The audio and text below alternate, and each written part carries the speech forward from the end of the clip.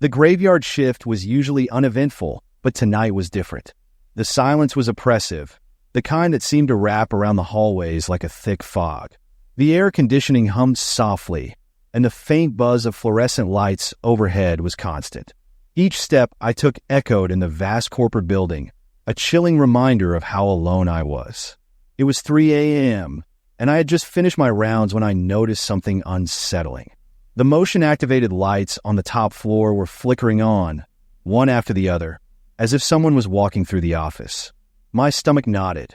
Maybe it was just a wiring issue or a maintenance problem.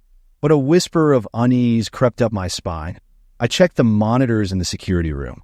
Sure enough, the lights continued to blink on, like a breadcrumb trail leading straight into the heart of the building.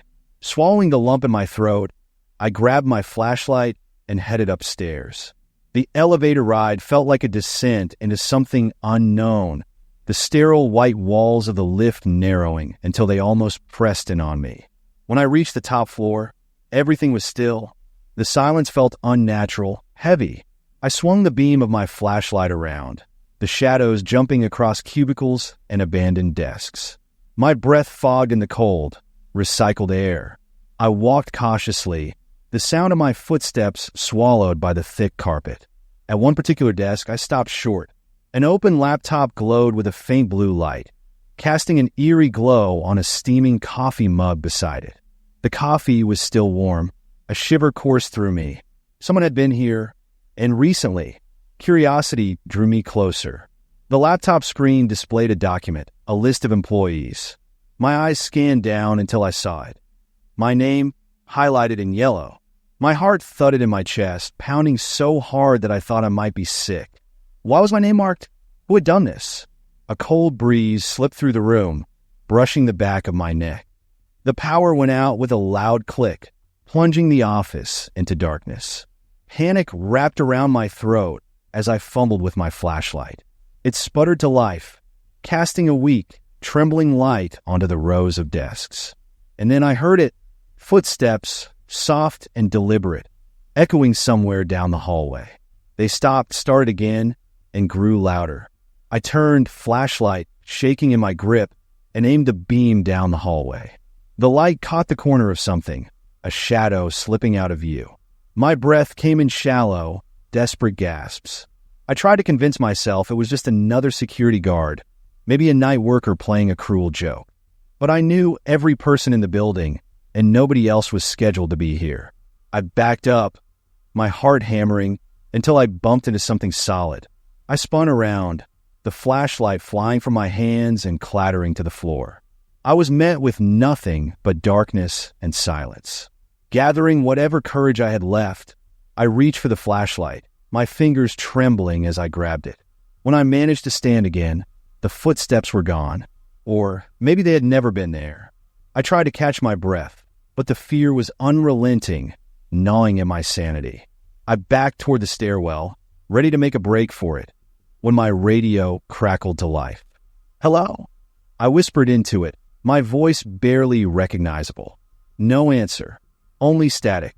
I ran, my legs carrying me down the stairwell, my pulse roaring in my ears. As I reached the lobby, I slammed the door behind me, desperate to put as much distance as I could between myself and that unsettling floor. But just as I was catching my breath, the radio crackled again. A low, guttural whisper drifted through. "You're being watched." I dropped the radio, the sound of it shattering, echoing in the empty building. The finality of that broken piece of equipment felt like a last tether snapping, leaving me stranded in a night that would haunt me forever. The cabin was tucked away deep in the woods, a 2-hour drive from the nearest town. We were surrounded by pines and the occasional burst of wildflowers, the kind of seclusion you dream about when you need an escape from the grind of daily life. My wife, Emma, and I had packed our bags with books, board games, and enough snacks to last us a week.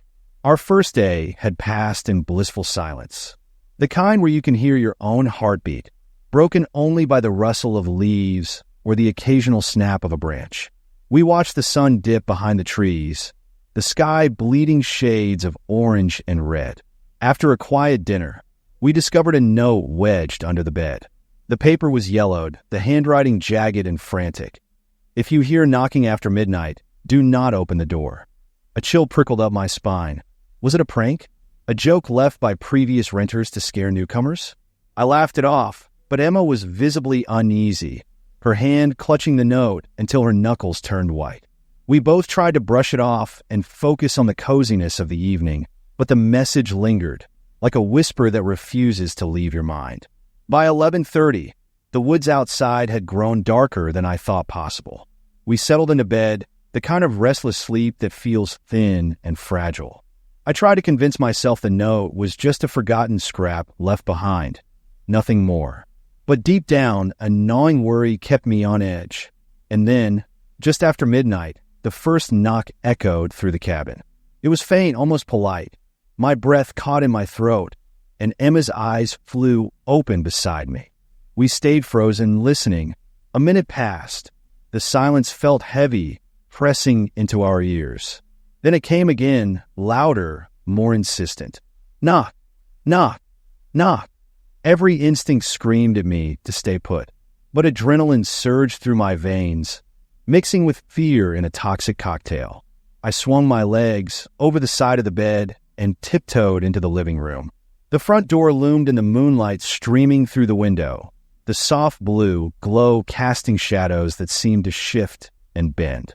The knocking resumed, harder this time, as if whoever was outside had grown impatient. My fingers hovered over the lock. What if it was an emergency? What if someone needed help? I clenched my jaw, a battle waging in my mind. The handle rattled, and I stumbled back, my heart pounding against my ribs. Emma whispered from the bedroom, her voice trembling, "Don't open it." I wanted to reassure her, to tell her everything was fine, but the words stuck in my throat.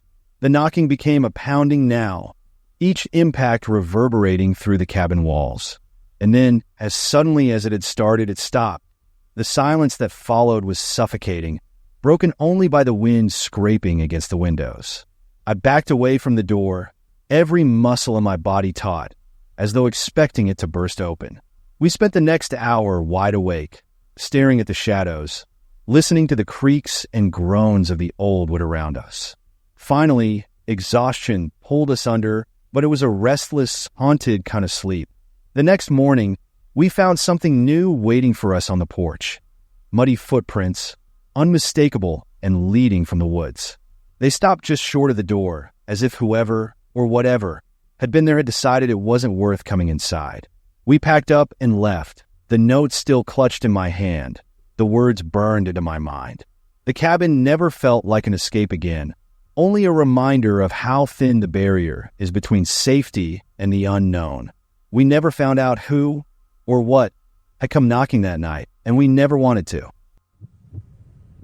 The drive had been long, stretching through miles of unfamiliar country roads and small towns that seemed suspended in time. The sun was sinking low when I finally pulled into the parking lot of the old church. The place had been listed on one of those must-see historic sites pages, and I figured a quick stop wouldn't hurt. The church loomed ahead, its stone walls weathered and heavy with age, the kind of structure that had witnessed generations pass by. Inside, the air was stale, thick with the scent of old wood and dust. Stained glass windows cast splinters of colored light across the pews, giving everything an almost ethereal glow. I wandered around aimlessly, my footsteps echoing like a whisper in the empty space. The church felt abandoned, save for a soft ticking sound that I couldn't place, as if a clock were measuring time in a place that no longer had any use for it. Drawn by curiosity, I approached the confessional booth. It sat in the corner like a dark secret waiting to be told, the velvet curtain hanging heavy and still. I hesitated, feeling foolish, but something compelled me to step inside. The booth was cramped, the wooden bench creaking under my weight. The air felt colder here, and I tried to shake off the sense of unease creeping over me. Then I heard it, a voice from the other side, low and ragged. "Forgive me, for I will sin again." My breath caught in my throat. The words felt wrong, like a prayer twisted and broken. I leaned closer to the thin partition, my heart thudding in my ears. The voice wasn't quite right. Not the soothing cadence of a priest, or even a desperate whisper seeking forgiveness. It was something else entirely, something that made my skin crawl. I fumbled with the curtain, bursting out of the confessional into the empty church. My hands were shaking. The place was utterly silent, as if it had swallowed the words whole. No one was there. I searched the rows of pews, the shadowed corners, but found nothing. No sign of anyone who could have been speaking to me. The sunlight was almost gone by then, and the shadows seemed to stretch longer, reaching for me. I practically ran back to my car, my pulse still racing. I tried to laugh it off, convince myself it was just an overactive imagination. But even as I pulled out of the parking lot, the voice echoed in my mind, that promise lingering like a stain I couldn't wash off. 3 days later, I was home, half watching the evening news when something caught my attention. The anchor was detailing a brutal crime, a violent attack just outside the same small town I had visited. The suspect was described as a man in his late 40s, with dark hair and a piercing gaze. They flashed a composite sketch on the screen, and my stomach twisted. It wasn't just a resemblance. It was the face I had imagined behind that voice. I tried to rationalize it, telling myself it was a coincidence. But deep down, I couldn't shake the feeling that I had heard his confession, that his words had carried a weight I hadn't understood until now. I replayed the moment over and over, the hollow fear that crept in when he spoke.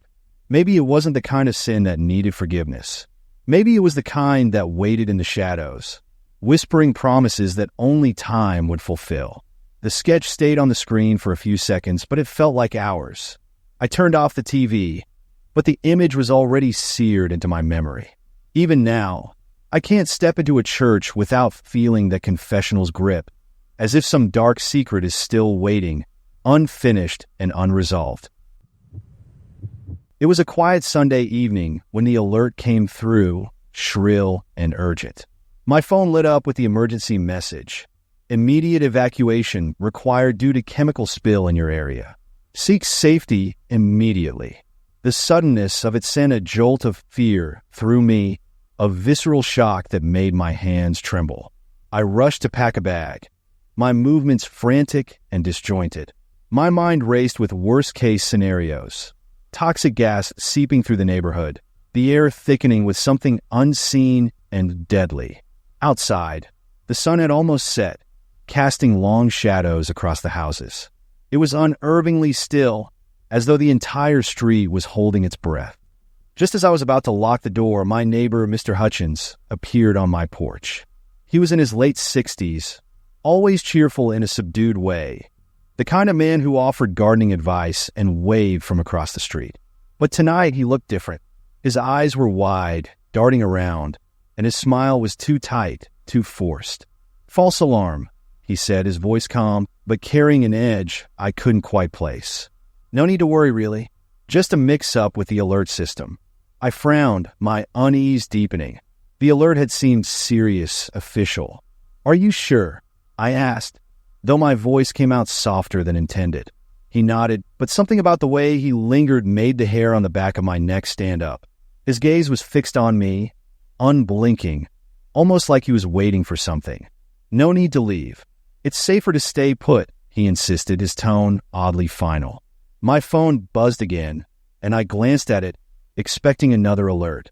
Instead, it was a breaking news update, confirming that the chemical spill was indeed real, the affected radius growing by the minute. The message was clear: evacuate now. Panic surged through me, a tight, suffocating wave. I looked back at Mr. Hutchins, who hadn't moved from the porch. He stood there, blocking the way, his posture stiff, like a guard on duty. His eyes flicked toward the road, where no cars or emergency responders could be seen. The neighborhood felt abandoned, eerily quiet. "Please, you shouldn't leave," he said again, and his voice cracked, as if he was barely holding something back. My instincts screamed that something was terribly wrong. It wasn't just the chemical spill. It was him, the way he stood there, the insistence that I ignore the danger. I took a slow step back, forcing a smile. "I just need to grab one more thing," I lied. His eyes narrowed slightly, but he stepped aside, letting me retreat into the house.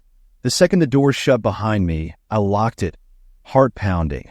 From the window, I watched as Mr. Hutchins lingered for a moment, then slowly walked back to his house, glancing over his shoulder. Grabbing my keys, I dashed to the back door and slipped out, careful not to make a sound. I crept around the side of the house, breathing shallowly, and reached my car. As I pulled out of the driveway, I could see him standing on his porch, watching. There was something in his eyes, something that made my blood run cold. He wasn't just concerned or confused. He looked almost triumphant. As I sped down the road, my phone buzzed again with an update. Evacuation routes, safety stations, the seriousness of the spill.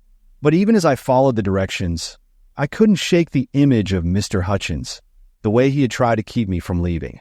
Later, I learned that a few of my neighbors had stayed behind, trusting the same reassurances I had nearly fallen for.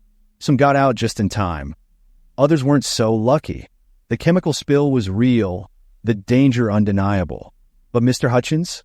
He vanished, his house found empty and abandoned when authorities swept the area. His warnings, his insistence. It was all part of a puzzle that still haunts me. Whatever his motives were, I'll never know. But that night, the danger wasn't just from the spill. It was something or someone much closer to home. I always thought of the grocery store as a safe, mundane place. The hum of freezers, the gentle murmur of conversations, the sound of carts squeaking along the polished floors. It all felt routine, predictable. But tonight, something felt off. The store was emptier than usual, the fluorescent lights casting harsh shadows across the aisles. I grabbed a basket and started down the produce section. It was supposed to be a quick stop, milk, bread, and some snacks. As I picked up a carton of strawberries, I noticed him, a man in a gray hoodie standing at the end of the aisle. His back was to me, head slightly bowed, as if he were inspecting something on the shelf. I brushed it off, but a strange sense of unease settled in my gut. I moved on, weaving through the aisles, but he seemed to be everywhere. Every time I turned a corner, he was there lingering, pretending to look at something. Sometimes he stood too still, and other times I caught him moving just as I glanced his way. By the time I reached the dairy section, my nerves were frayed, a low buzz of panic building beneath my skin. Was it paranoia, or was he following me? I tried to calm down, rationalize. Maybe he was just another late-night shopper, going about his business.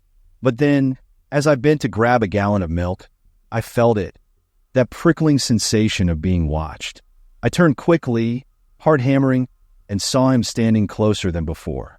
His eyes darted away, but he didn't move. I forced a smile and walked briskly to the self-checkout lanes.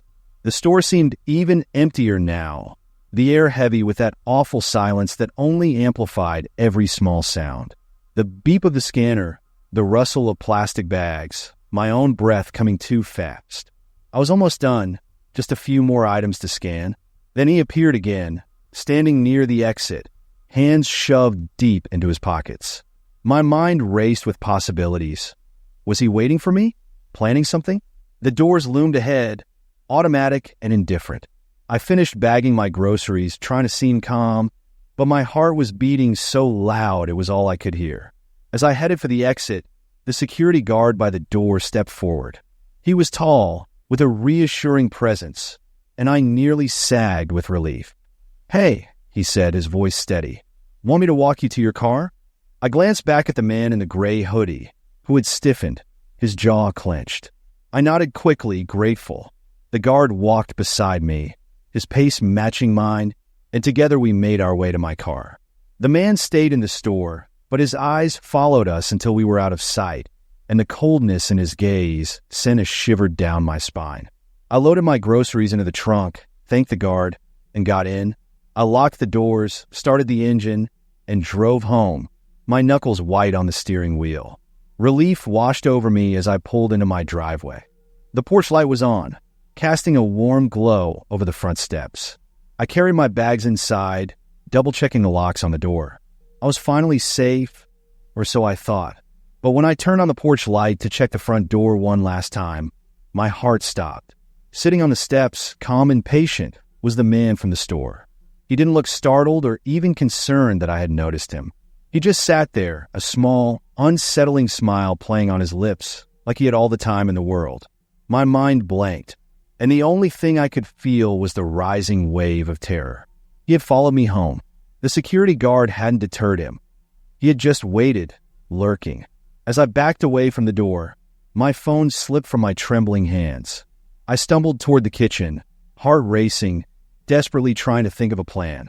But the real horror wasn't just that he was there. It was that deep down I knew this wasn't over. And now, in the safety of my own home, I felt more vulnerable than ever. The invitation arrived in the mail one evening, tucked between bills and advertisements. It was a simple card, elegant in a way that didn't match my memories of the old school. Join us for a reunion at St. Bridget's High, where old friends become new memories. The odd thing was I didn't recognize the names of the hosts, but nostalgia clouded my judgment, and curiosity got the better of me. The school had been closed for years, a relic abandoned after falling into disrepair. When I pulled into the cracked parking lot, the building loomed like a tombstone against the evening sky, the last traces of daylight bleeding into darkness. My headlights swept over the graffiti-scarred walls and shattered windows. There were no other cars, no signs of life, just the hushed whisper of the wind through overgrown weeds. I almost turned back. Almost. But I had driven 2 hours to get here, and I couldn't shake the feeling that I owed it to my past to see it one last time. The front doors were ajar, creaking as I pushed them open. The interior was even more decayed than I had imagined. The once vibrant trophy cases were empty, glass shattered on the floor, and the faint scent of mold clung to the air. My footsteps echoed through the cavernous hallways, each step sounding louder, heavier, more out of place. I called out, my voice swallowed by the darkness. There was no answer. My chest tightened with anxiety, but I pressed on, hoping to find some semblance of a reunion, perhaps in the gymnasium. When I reached the gym, the door was ajar. The room was dark except for a single spotlight that illuminated the old stage. My name was scrawled in chalk on a small blackboard propped up on the stage, underlined as if to mark me as the main event. A wave of nausea washed over me. This was no ordinary gathering. Before I could turn to leave, a loud clang echoed from behind, and the gym doors slammed shut. I ran to them, yanking the handles, but they wouldn't budge. The panic set in, raw and animalistic, as I banged on the door, my shouts absorbed by the thick silence. The intercom crackled to life, its voice metallic and cold. "Welcome back. We've been expecting you." I froze, my blood running cold. A high-pitched squeal of feedback reverberated through the empty room, making my heart stutter. The voice continued, now reading something familiar, my high school disciplinary record. Every infraction, every time I'd skipped class, every stupid mistake I had made in those awkward teenage years. The voice mocked me, drawing out each detail with a cruel satisfaction. Sweat dripped down my neck. I spun around, looking for anyone, anything, but I was alone, or so I thought. As the voice droned on, I heard a noise from the far side of the gym. Footsteps, slow and deliberate, coming from the shadowed bleachers. They grew louder, closer, each step deliberate, like a predator toying with its prey. Desperate, I grabbed a broken chair from the floor, holding it in front of me like a makeshift weapon. My eyes strained in the darkness, trying to locate the source of the footsteps. Then they stopped. The silence that followed was suffocating, and the voice over the intercom cut out.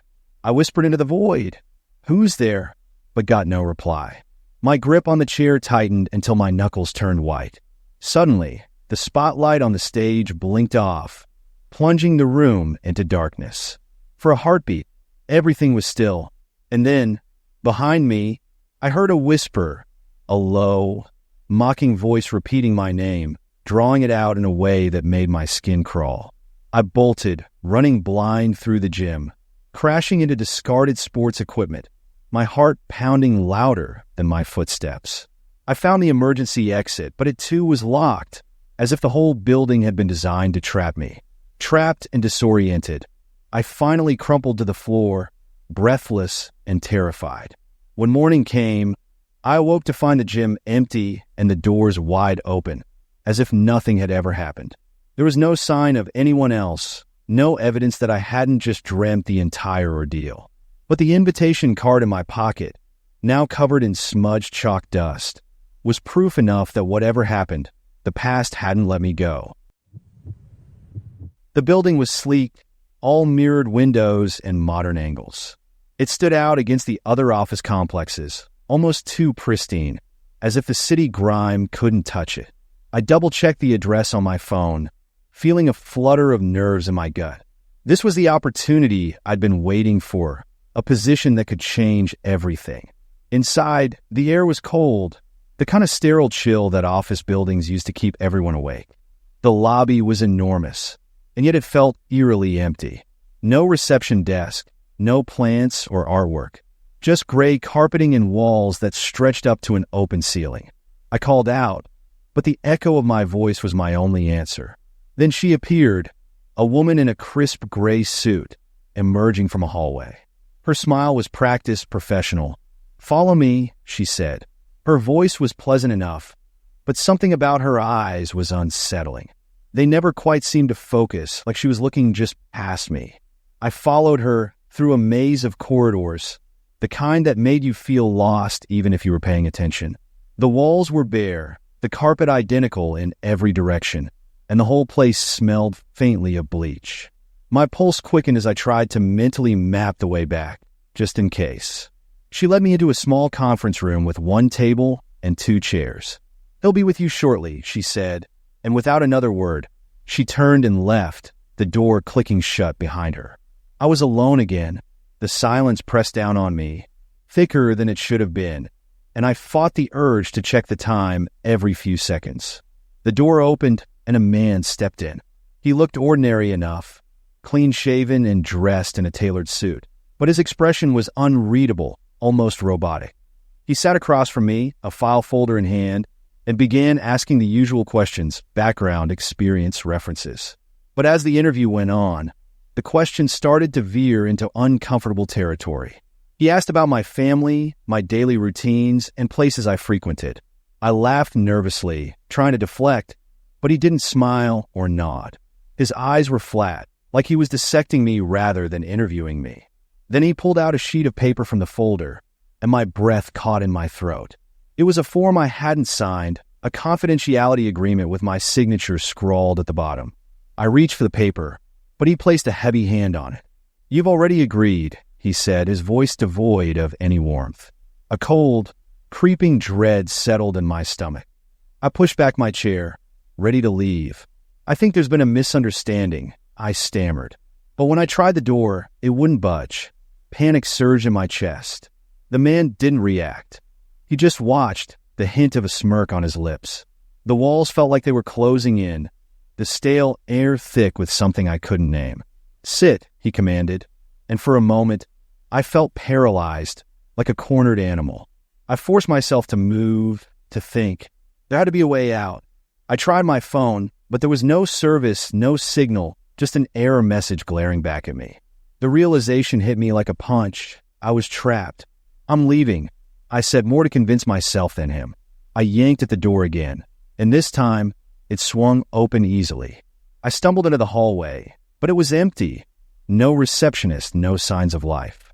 I half ran, half stumbled through the maze of identical hallways, my breath coming in short, panicked bursts. Each turn led to another corridor, another empty stretch of gray, until finally I reached the lobby.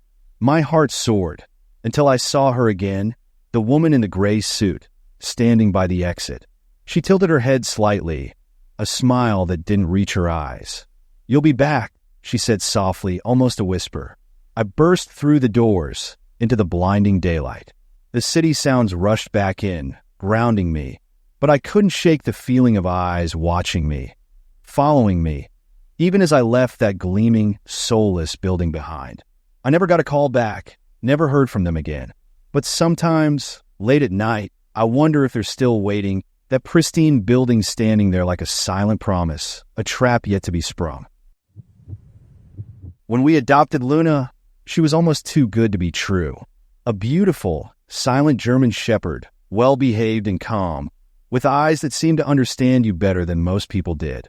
The shelter had warned us she was quiet, almost never barking or making a sound, but that didn't matter to us.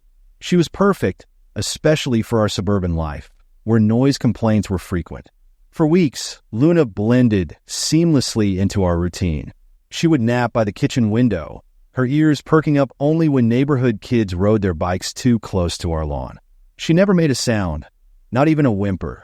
It became almost eerie, but we brushed it off. Dogs have quirks, right?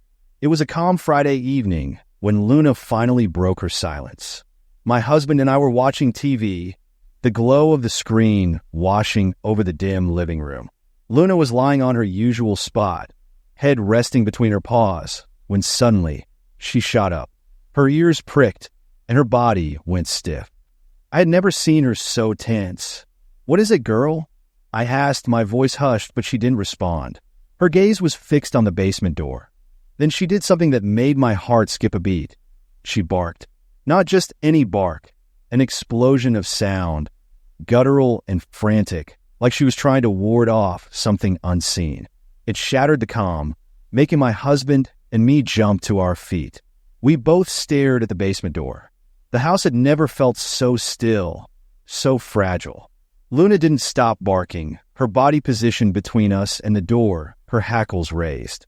A chill crept over me. We hadn't been down to the basement in days. It was mostly used for storage. Old boxes, seasonal decorations, a few spare tools. "Should we check?" My husband whispered, but the question hung in the air. The thought of going down there, of facing whatever Luna sensed, made my skin crawl. But we couldn't ignore it. With a heavy flashlight in hand, we cautiously approached the door. Luna barked louder, pressing against my leg as if trying to keep me away. I hesitated, but my husband opened the door, and the musty scent of the basement wafted up. The staircase loomed, descending into darkness, the beam of the flashlight barely cutting through the gloom. I led the way, the wooden steps creaking underfoot, each one sounding like a countdown to something I didn't want to face. Luna stayed at the top, still barking, her barks echoing down the narrow stairwell. The basement was colder than usual, and as I scanned the room, everything looked undisturbed. Boxes sat neatly stacked, and the old workbench was covered in a thin layer of dust. Then, the flashlight beam caught something, a small, makeshift bed in the far corner. A sleeping bag, some scattered wrappers, an empty water bottle. My stomach dropped. Someone had been living down here. Panic set in, my heart thundering as I struggled to comprehend what I was seeing. I turned to my husband, his face pale and drawn, and we both heard it, the sound of footsteps above us. Slow, deliberate footsteps, moving from room to room. We weren't alone. The realization hit me hard, and we bolted up the stairs, Luna barking like a siren, warning us, urging us to move faster. We burst into the living room, only to find the front door wide open, a cold breeze drifting in. My hands shook as I dialed 911, and Luna stood by the door, her barking finally quieting as if her job was done. The police arrived quickly, combing through our house and the surrounding area, but they never found the intruder. Whoever had been in our home, living beneath us, had vanished. The officers told us it was likely a drifter, someone who'd slipped in unnoticed and stayed hidden. But that night, I couldn't sleep. The idea that a stranger had lived beneath us, that they had listened to us moving around, and perhaps watched us through the gaps in the floorboards, haunted me. Luna lay at the foot of our bed, her eyes alert and watchful, as if daring anyone to try to return. She hasn't barked since, but her eyes always seem to linger on the basement door, a silent sentinel guarding us from whatever, or whoever, might have escaped. The gas station was the only place open this late, its fluorescent lights casting a harsh glow across the deserted parking lot. I pulled in, the engine still humming with residual heat from the long drive, and stepped out into the crisp night air. I was tired, eyes gritty from hours on the road, and I just needed a quick break, restroom, a snack, maybe a stretch to get the blood flowing. The convenience store was empty, save for a young clerk half asleep behind the counter, his head drooping toward the register. I made my way to the back where the bathrooms were, the fluorescent lights flickering above, buzzing with that relentless electrical hum. The restroom door was heavy, creaking as I pushed it open, and the stale, chemical scent of industrial cleaner wafted out. Inside, the bathroom was cold, tile floors slick with condensation. It was eerily quiet, just the drip of a leaky faucet echoing in the space. I washed my hands, staring at my reflection, when I heard it, a whisper, so faint that I thought I'd imagined it at first.